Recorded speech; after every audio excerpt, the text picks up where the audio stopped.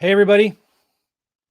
Hey everybody, how you doing? Joe McCall here. Welcome. This is the Real Estate Investing Mastery Podcast. Really glad you're here. We got a special guest today. His name is Matt Bell, and we're going to be talking all about lending for all of your deals, your commercial deals, your residential deals, multifamilies, rehabs, buy and hold, everything. Matt has got something really cool I'm excited to share with you all about. But first things first, guys. If you have my book yet, Wholesaling Lease Options, you can get this book for free.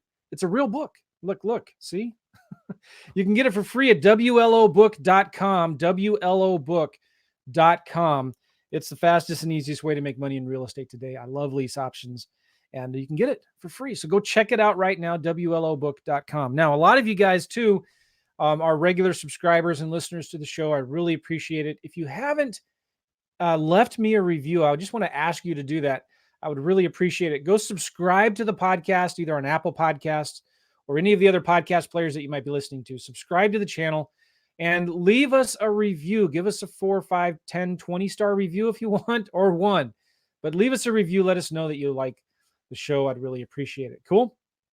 All right, I got some cool things to share with you.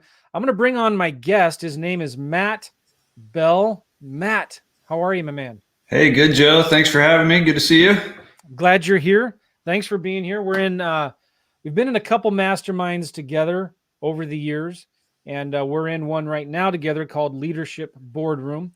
And you're a good addition to the group. I'm glad you're in it. And Thank you. We talk about a lot of things, a lot of deals that you've done over the years. And I wanted to get you on because you've got something really, really cool going on with putting together investors with the money, right? And Yep. there's a lot of good deals out there that we pass on because we don't have access to the money. We don't have access to the lending, or we don't have access to the bank, or we think we have to have a private lender, or we think we can only have to get a bank, and we don't realize there may be other options for us. So we're going to be talking about that here, the power, the importance of lending for real estate deals, and how actually, it's maybe a little easier to get than you might think. And but first, Matt, would you tell us a little bit about your history? How did you get into real estate? What were you doing before then? So kind of a mixed bag. Did a little bit of commercial sales between Pella windows and some commercial roofing. Migrated, I guess, into pharmaceutical sales and then medical sales. And it just kind of reached that point, living in the what have you done for me lately world, where I was just over it. And a good friend of mine owned a turnkey brokerage in Augusta, Georgia. What year was this? When I moved to Augusta, it was the back end of 2013. Okay. It's been a pretty wild 7 years, to say the least. Moved to Augusta to learn the game. I was going to go back to Louisville, Kentucky, which is where I was living at the time, and kind of put my own spin on what he was doing. Turnkey brokerage, buy, renovate, stabilize for investors regionally. And in walked a hedge fund about 6 months in. And thankfully, I had done enough reading and joined enough groups and studied enough to be fluent. And we landed the account, and that was my second year in real estate. They bought 130 properties from us. I was functioning as a buyer's agent. What's that? What year was this? 14. Yeah. So, they said, hey, we're coming to Augusta. We're going to buy 100 homes from you. Of course, Tyson, my partner, was kind of gave the eye roll. Like, I've heard this before, and I'm functioning as a buyer's agent, and I'm psyched because I'm like, yeah, let's do it. 100 plus homes. That's crazy. You were a licensed realtor. I was a licensed realtor. Yes, sir. And anyway, we kind of proved ourselves to the fund. Tyson was functioning as a property manager. I was functioning as an agent. And we ended up going on the road and opening up new markets for them. We kind of had the light bulb moment that, their highest and best use of time was spent raising capital and building infrastructure, et cetera. And we were fluent. So we ended up opening up, I think, 7 cities for them. Yeah. Before moving to Charleston and becoming the co-directors of renovation. So over a period of about 5 years, we left almost 2 years ago. So this would be from 14 to 19. We renovated just over 6,000 homes in Wow. 17 cities in 11 states. And it was fun. It was really, really a neat experience. You know, $100 million investors are hard to find. They don't exist. Yeah. There's so many gatekeepers. So that's it. And through the last couple of years of being part of masterminds, which you alluded to, that we're a part of, a couple of together, have kind of gone away from the fund, worked more on my operating business, and then we've just spent the last year building out a platform that we're really excited about as far as real estate investor lending goes. So I love it. And the domain wouldn't be Funding for Deals, would it? fundingfordeals.com. You can absolutely get to us from fundingfordeals.com. It's I think a fantastic opportunity to get paired up with lenders that you know are specializing in your type of loan in your state. And hopefully you can choose between a handful of options. That's not the right website, is it? I think it's Lending for Deals, Lending right? For Deals. I was like, I could tell by the look in your face that looked. Yeah. You kind of has. let me. That doesn't look right. Okay. Lending. How's this? Lendingfordeals.com. That's the one. That's my fault. Okay, so Matt has a company called Easy Button Lending, and I've decided to partner with Matt because I know him, I trust him, he's a good guy.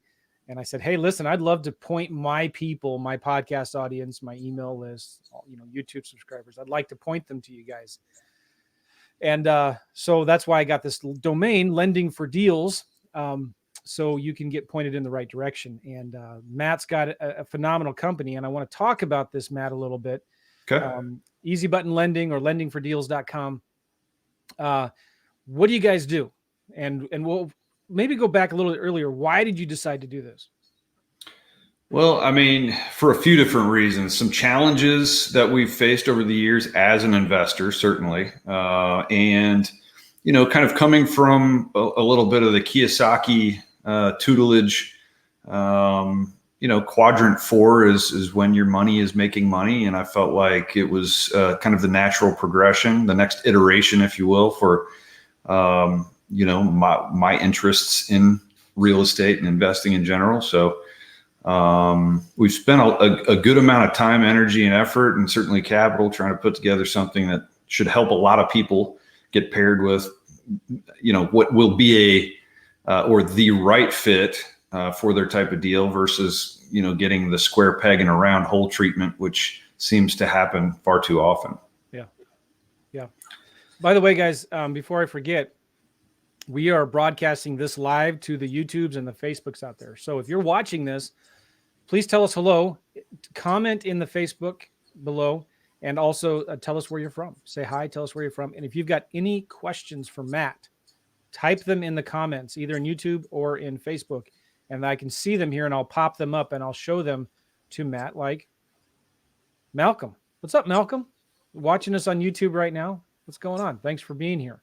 All right. So tell us where you guys are from. Tell us where you're listening from. And if you got any questions, like what kind of deals do you lend on? Do you lend for this kind of deal or this kind of deal in this part of the country or this part of the country? Let's talk about that. Maybe some of you guys right now have some deals you're looking to borrow some money on. I'm telling you, Matt, just in the last week, I've referred at least 4 or 5 different of my students to you guys. It's great. Because there's a huge, huge need for this. There's a really, really big need for this. And we've got Adrienne from Salt Lake City, Utah. What's going on? We've got Celeste from Port Charlotte, Florida. Do you know where that is? I don't. I'm guessing coastal, given the port part of it. I'm guessing it's in Florida. And I'm guessing Eddie White is from Tennessee because he's in Nashville. Nash Vegas. And Carl Randall from Huntsville, Alabama. What's going on, guys? Justin from Cleveland, Ohio. Man, I love doing this because we can get people in here saying hi and stuff like that. Okay, so what is it that you guys do then? There's a big need. It's the 4th quadrant. If people want to invest and well, talk about that a little bit more.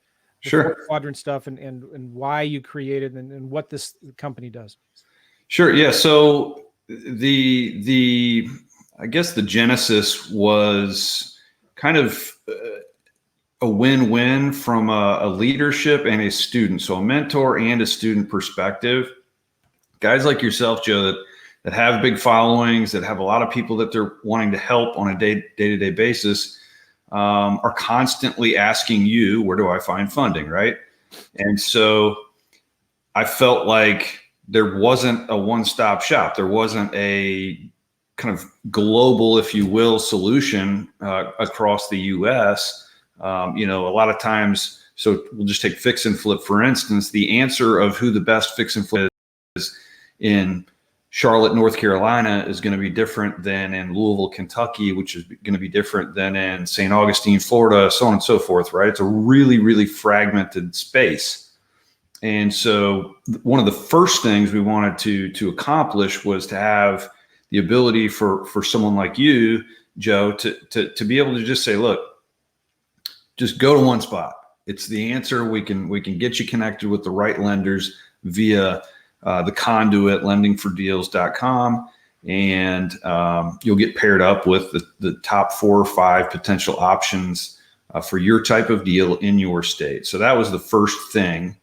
And we felt like it was a far better solution than just saying, hey, go Google hard money North Carolina flip, or whatever, because who you get paired up with in situations like that are the companies that have the best SEO, the most money. They're not necessarily, in fact, very rarely are they the best lender for what you're looking for. So we have put together a platform in a nutshell where there's 132, I believe, lenders on the platform currently. We do all 50 states, all deal types, and all credit profiles. So, can you say that again? That sounds 100 like music to my ears. Yeah, all 50 states, all deal types, and all credit profiles. I've never seen anybody else doing that. Yeah, well, now, that's not to say we do every deal in every state, right? But we do most deals in every state, and there are some exceptions. But the idea is that you would input your deal, 123 Main Street, whatever it is, and one of our loan intake specialists would walk you through, hey, these are the top 5 lenders that would be interested in lending on your deal in your state.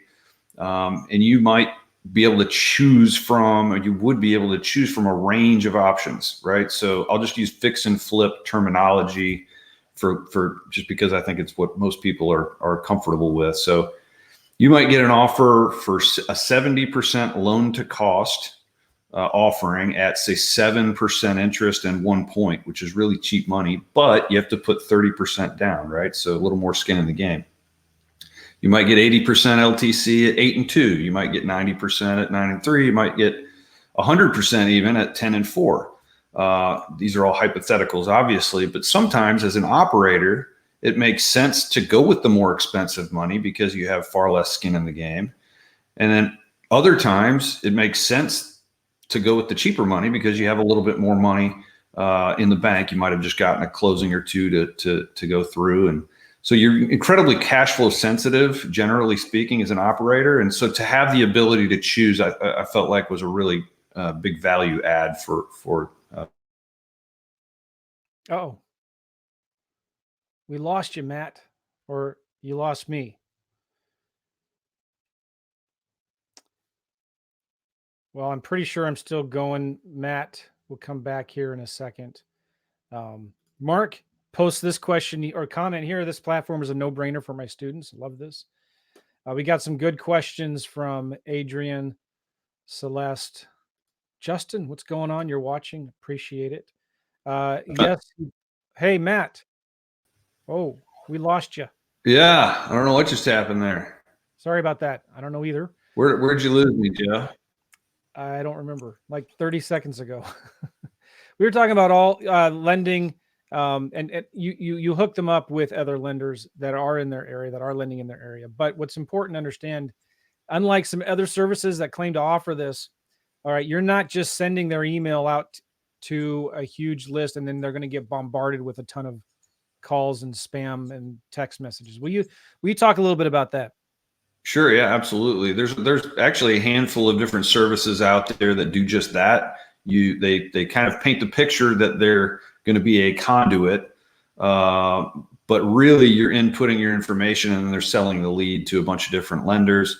You get bombarded by 20 different lenders for however It's many happened to me. months. It's very frustrating. It is. It's from a user's experience. It's awful. I mean, I hate that from a borrower perspective or a consumer perspective. So that's one big difference is it's all done on our platform.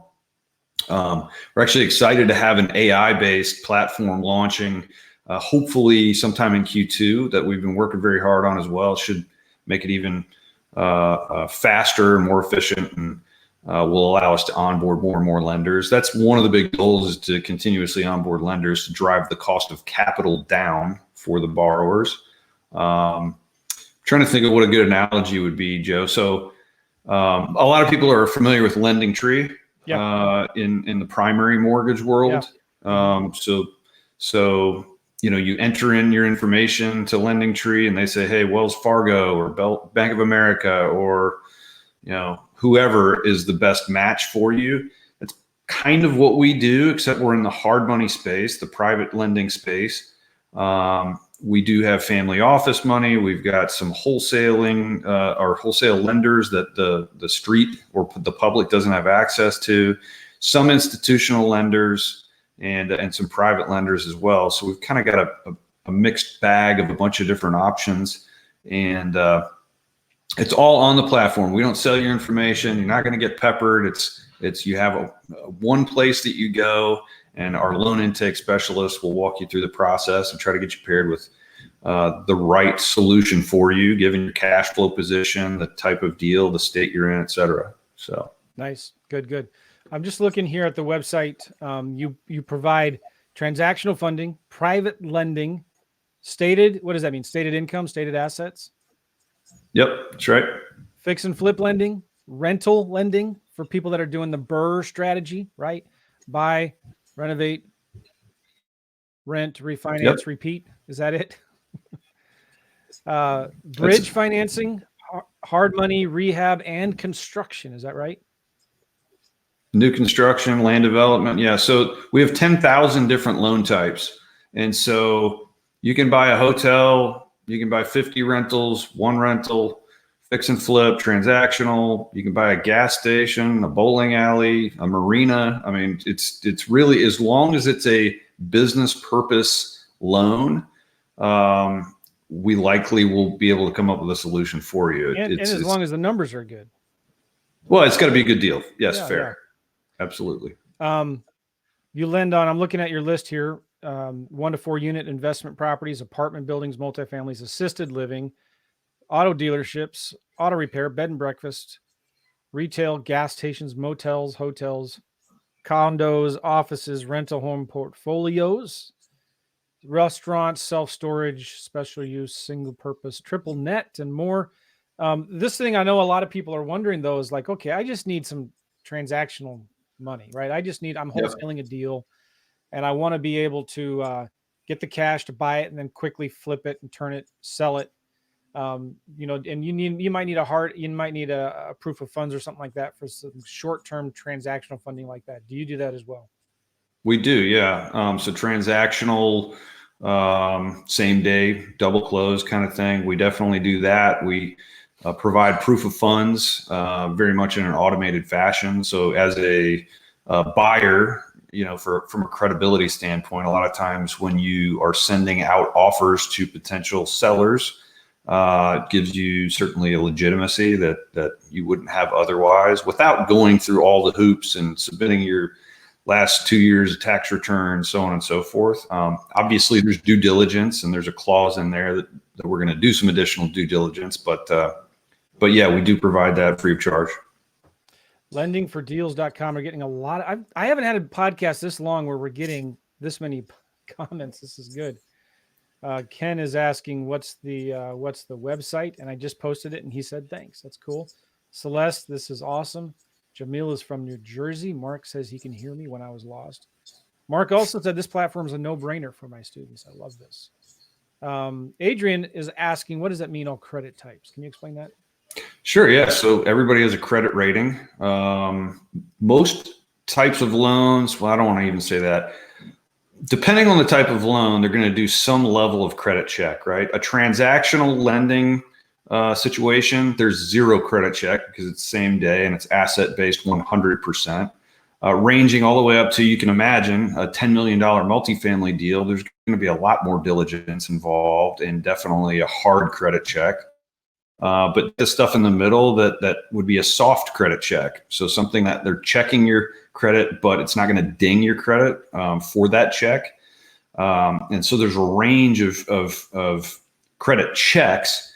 And there's also a range of credit profiles that are acceptable depending on the type of deal and the state and the lender, et cetera. So we definitely have, I mean, in a perfect world, every lender would love to lend to somebody who has an 800 or higher, profile. But the reality is, a lot of us in the real estate investing space, our credit profiles ebb and flow. I mean, mine personally goes up to 800 and down to 650. I mean, it just depends on, how many deals I've got, how much credit's extended, so on and so forth. So to say all credit profiles, it just means we'll service, or the lenders will service, I think 580, give or take, is kind of towards the bottom end. I'm not sure what the exact number is, but something like that, all the way up. And so, terms are going to vary depending on your credit and the exposure that a lender may have with a given borrower. But yeah, we should have a solution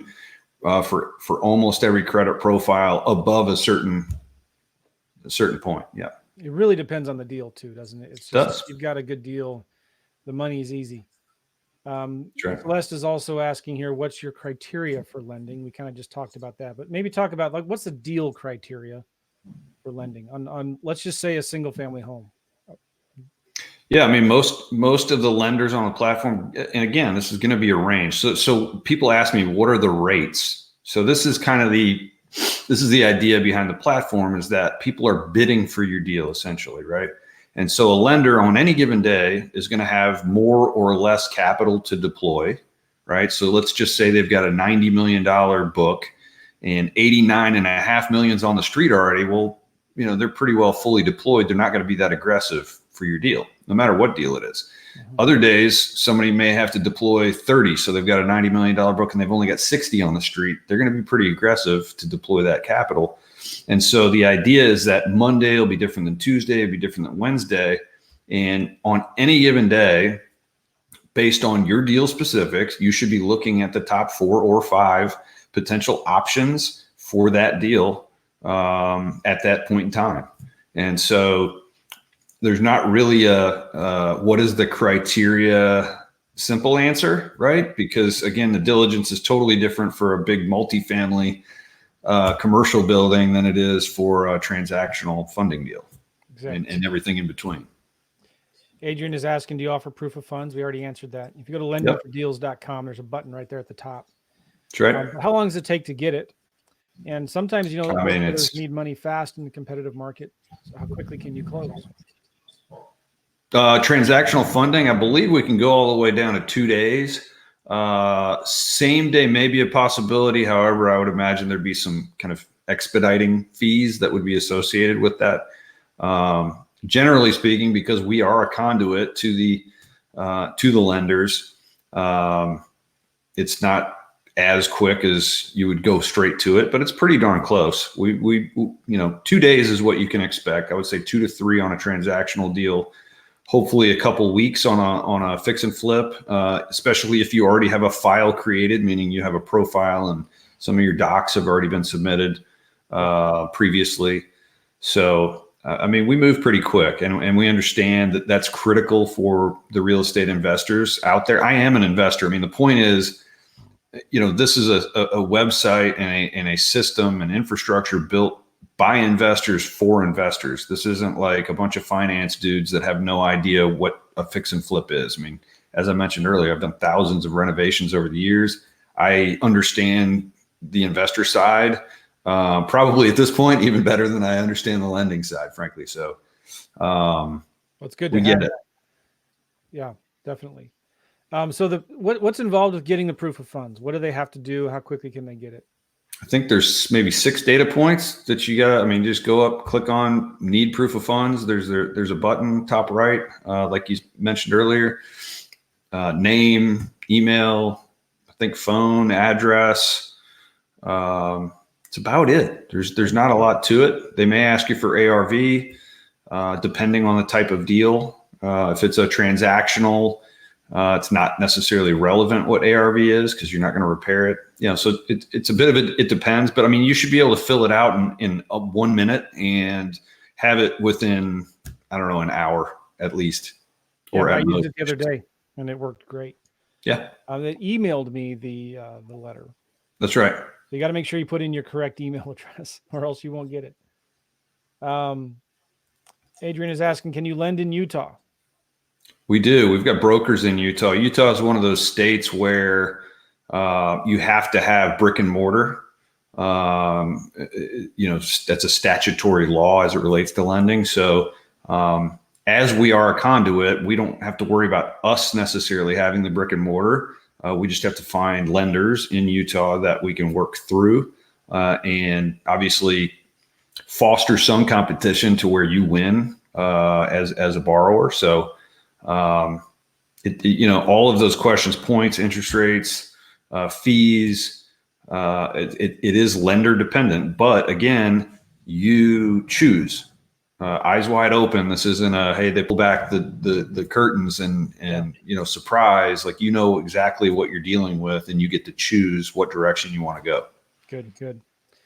Do you lend only on flips, or can you lend on long-term deals? Yeah, we do commercial. Absolutely. Again, we've got, so the dispersion, if you will, of the types of loans would be, I think I've got it written down somewhere. So bridge and rehab, which is kind of your traditional fix and flip type stuff, is about 40% of what we do.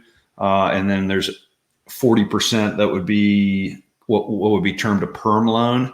So longer period of time, better suited for, development stuff. It could be rental, buy and hold, any kind of long-term, longer than 12 months. So the bridge and rehab side is basically anything that involves rehab or anything that's basically 12 months or less. Perm is 12 months or more. Well, 12 months and a day or more.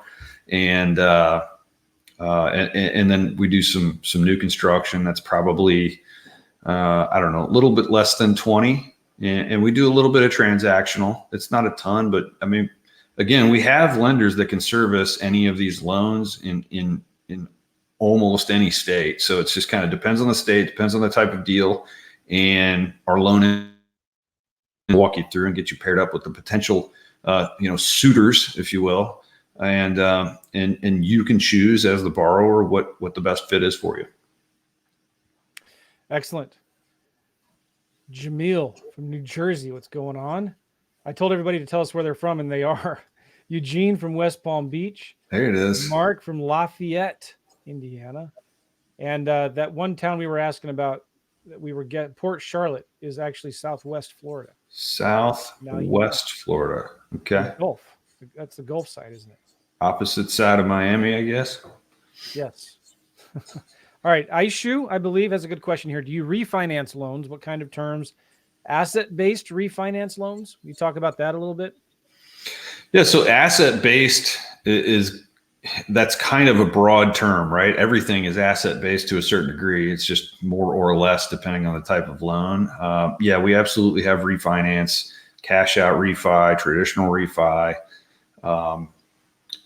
Joe has a product catalog. I have a product catalog. I mean, we're happy to send it to whoever would want to see it. It's got about, as it relates to the 80-20 rule, it's probably got the loans that we do 80% of the total within those types of loans in the catalog. But it'll tell you all about all the refi stuff. Yeah, that's absolutely, that's a big part of it. Like I said, the perm loan side, which would include the refi side, is it's a big chunk of what we do. Good. Jason is asking here, if you live in one state but do deals in another state, are there any complications there? Nope. Not provided that the lenders, don't have any stipulations against that. That's one of those things that you would talk through with the loan intake specialist and say, hey, look, I want you to know this going in. And they might say, oh, well, instead of having 5 options, really it's 4, because this person or this lender does have an issue with that. Yeah. But there's always a workaround, and we'll guide you based on your specifics. Good. Ken from LA. How was the traffic this morning, Ken? Well, hopefully you're probably not fighting traffic because you're watching this podcast right now. He has a good question. What is your maximum loan amount? I know it depends on the type of deal, but can you answer that? So I think we turned down, and I don't even know if it was the deal type, but it was a $27 million deal they turned down for some reason or another. We don't really have, we do jumbo loans. So there isn't really a max per se. It's deal specific, like we keep going back to. But yeah, especially on the California side of the country, up into the millions on a single asset is not out of the ordinary. So a little bit deal specific, but yeah, I would say there's almost not a cap. There's a question from Adrian. Do you lend to entities or LLCs? Yeah, in fact, most people, I think, would be wise to borrow as one of those. And most lenders actually would prefer to lend to one of those. It's one of those things that further identifies it as business purpose. When people borrow business purpose loans in their personal name, it definitely starts to toe the line. Yeah. And so, yeah, we would prefer it, frankly. Good. We're getting a lot of questions here. What's the website? Lendingfordeals.com. Lendingfordeals.com. Celeste is asking, do you do private home loans? That's a good question. So if you're talking about primary mortgage, the answer is no. That is a totally different animal. That's federally regulated in a totally different way. Again, I keep using the term business purpose. Yeah. It cannot be for the home that you would live in. That would be a primary mortgage, and that's not something that we can get into. Good. Ken, by the way, who is from LA, says he works from home. He says, thanks. This is great stuff. I'm really glad you work from home. LA's crazy. Russ, my man. He says, what's up, Joe? Do you loan on storage facilities? Yep, that's on the list. Oh, again, I know people are joining us kind of like, at different points, but yeah, 10,000 different loan types, 10,000 plus different loan types. So odds are really good that we can do, again, as long as it's business purpose, that we can do almost anything for you, depending on the state and the type of deal. I've gotten through all of the questions. This is really good. I love the interaction and the feedback you guys are giving us on YouTube and Facebook. Keep the questions coming. Good questions. But let's talk about what you're predicting, Matt, for the future. What's going on in the economy, and how can we be best prepared for it? Yeah, so I think it's pretty clear that we're towards the top of the market cycle. I don't know if we're before or after the apex, if you will. I do know that money is cheap right now, and that's a huge deal. Interest rates are low.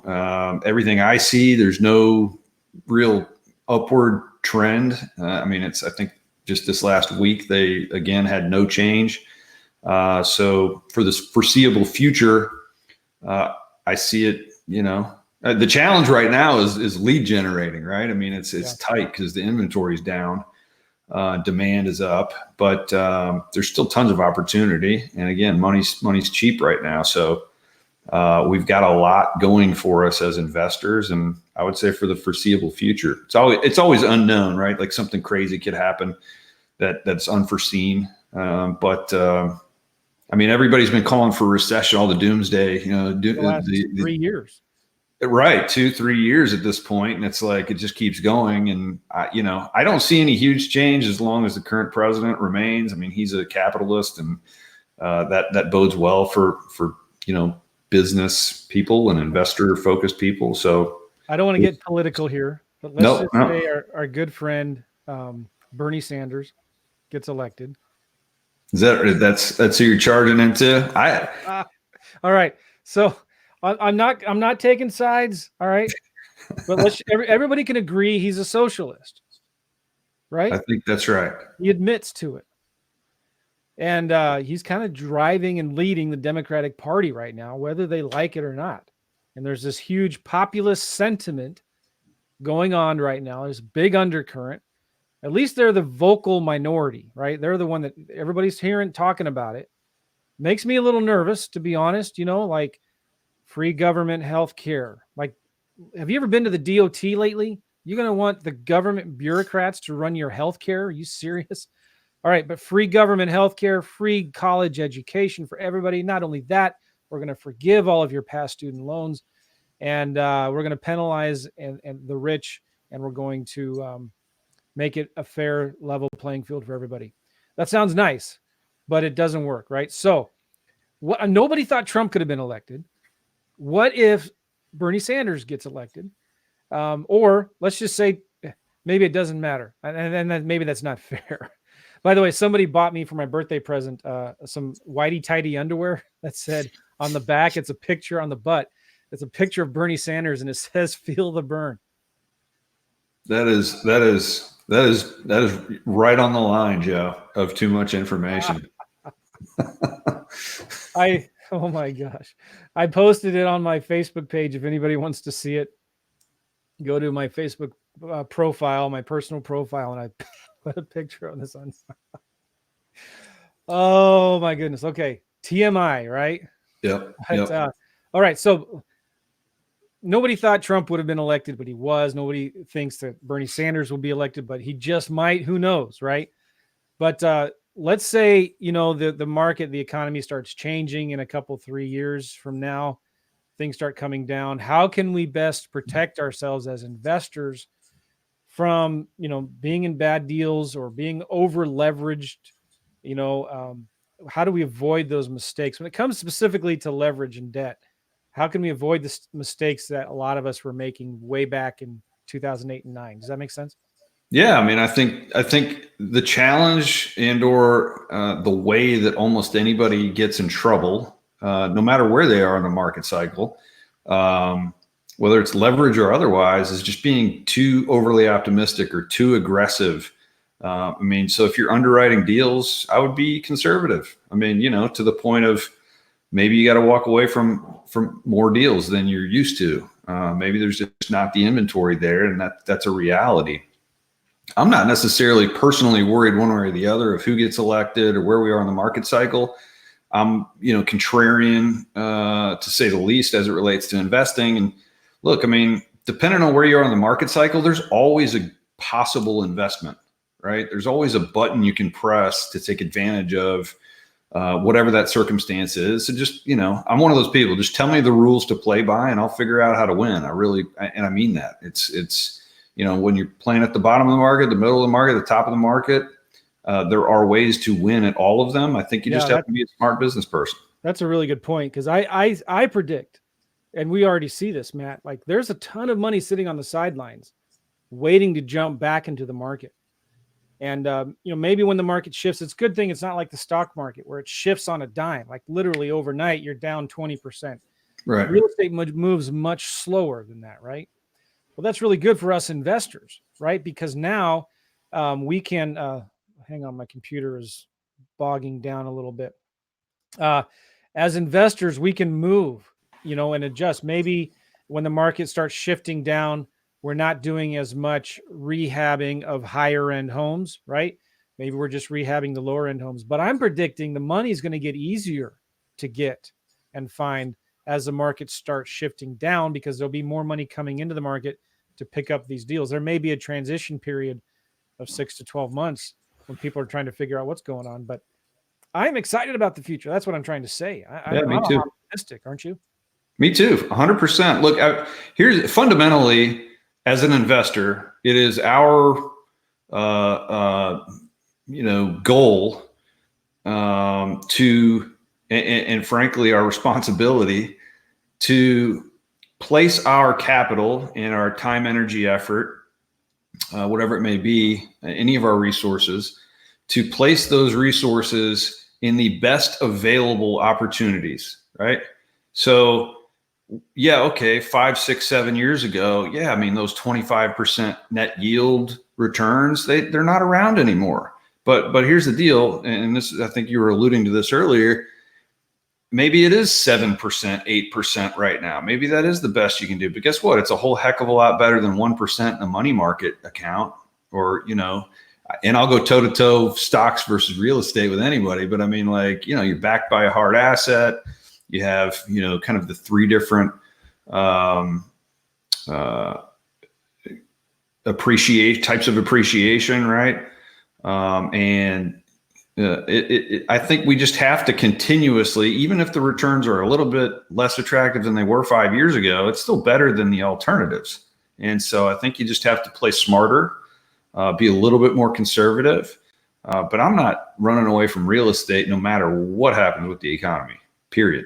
I mean, there's millionaires are made every day, no matter where it is in the market cycle. I mean, yep. Oh, we lost Matt again. All right. Anyway, while he's coming back, Ken says here, Joe, the only business to be in. This is the only business to be in. That's right. That's absolutely right.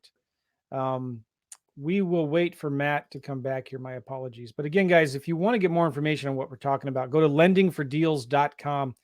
Lending. Did I lose you again? Deals. Yes, you're back. All right. Can you hear me? I don't know what's going on, man. Sorry. That's all right. Question here from David. Hey, from Orlando. How much of a percentage do you lend on a property? Is it based on the deal? So we can know how much skin in the game we need to put in advance. So let's talk about an average rehab deal, Matt. How much typically on average does somebody need to have skin in the game? Does that make sense? I mean, a bank is going to ask for the most, right? I mean, the bank's not going to a traditional bank is not going to lend you money unless you've got at least 30% skin in the game. Traditionally, they may have the best rates, but you have a lot more skin in the game, right? And so there's there's an inverse relationship between the skin in the game and the rate. The less skin in the game, probably the more expensive the money, meaning the higher interest that you're going to pay, the higher points. The cool thing about what we're doing, what we've put together, is you should have the 4 or 5 options that span a spectrum of that, right? That you're looking at 70% loan to cost at 7 and 1. Like we talked about earlier, all the way up to maybe 90% or 100% loan to cost at quite a bit more expensive rates. I mean, it's a trade-off. And I think the value add for us is you can choose as an operator, depending on where you are from a cash flow perspective. Mm-hmm. Yeah, that's really good. Nona, what's up, Nona? How are you? Great resources for investors to tap into. You're absolutely right. Lendingfordeals.com. All right. Hey, Matt, we got a few more minutes here. Real quick, what are some of your favorite books that you're reading right now? Oh, man. I am a huge Gary Keller person. I love the One Thing, Millionaire Real Estate Investor, Millionaire Real Estate Agent, Shift, Hold. Wow. I mean, all of his stuff is, all of them are great. Fantastic books. By the way, Gary Keller just did an interview with Tim Ferriss on his podcast. Nice. You should listen to it. It's really good. Everybody here watching this, listening to this right now, go look at Tim Ferriss's podcast just about a month or two ago from when I'm recording this. He did a great interview with Gary Keller, who hardly ever does interviews. It's like really hard to get him. And you should listen to that. It's really good. Yeah, he's brilliant. I've been to Family Reunion, which is the big KW thing, probably 5 times over the years. Wow. And he's fantastic on stage. Gosh, I don't know. I could name so many. Good to Great, Jim Collins is fantastic.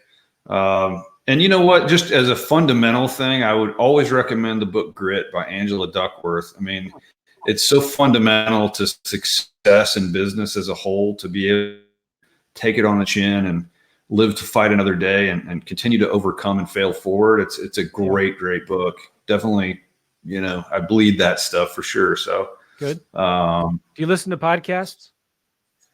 I haven't historically been a huge podcast person. I am just now starting to figure out the breadth of really, the podcasting world. And wow, there's a ton of resources out there. I feel like I need to get on board because it's, it's like another chapter of a book every time you plug in, assuming it's a good podcast. I heard there was 7,000 business podcasts the other day. Wow. I don't know if that's true or not, but I'm just looking now. I wish I drove more. Sometimes I was stuck in LA traffic so I could have an excuse to listen to more podcasts and audiobooks. And I know I would regret saying that once I actually moved there. Yeah. But there's a lot of good real estate investing podcasts out there, and I'm looking at them right now. I've been on a lot of them. And a lot of those guys have been on my podcast too. But cool. All right. Any final words of advice, Matt? I would say continue to network, continue to learn, and continue to get better every day, because some days are harder than others. But the more arrows you have in your quiver and the more relationships you have, the better. Good. Somebody's asking right now for the link to that podcast. It's the Tim Ferriss podcast. It's called The Tim Ferriss Show, episode 401. It's actually like a 2-hour long interview. They talk about a lot of really cool things. You'll like it because he talks about the history of how he got started before he started Keller Williams, and things that I've never heard of before. And he even said, these are things I've never shared before. It's pretty fascinating. Episode 401 on the Tim Ferriss Show. He recorded it December 12th, 2019. That's when he released it. Nice. Cool. All right, Matt, thanks for being on the show. Appreciate it. Thank you, I'll Joe. see you next month. I think you're going to be here in St. Louis for a couple of leadership boardroom stuff, aren't you? Yep. I'm, I think the 12th through the 14th for Sean's event, and looking forward to seeing you. I think you're speaking, right? So looking forward to. Yeah. He's doing a speaker training and a business vision meeting for 2 or 3 days in March. So. Yeah, I'll be at the Business Vision. I think I've got CG the front end of the week. Good. All right. In the meantime, guys, go to lendingfordeals.com, lendingfordeals.com. All right. Thanks again, Matt. We'll see you soon. Thanks, Joe. Appreciate it. Thanks, everybody. Take care. If you want the show notes, by the way, if you want the transcripts, and if you're listening to this on audio podcast, and if for some reason you want to see our ugly faces on video, go to, I'm just talking about me, Matt. I'm sorry. Go to realestateinvestingmastery.com, realestateinvestingmastery.com, and find this episode there. If you just go to the search bar at the top and do a search for Matt or lending, you will find this podcast. I don't know what the number is going to be. So we'll see you guys later. Take care. Lendingfordeals.com. Bye-bye.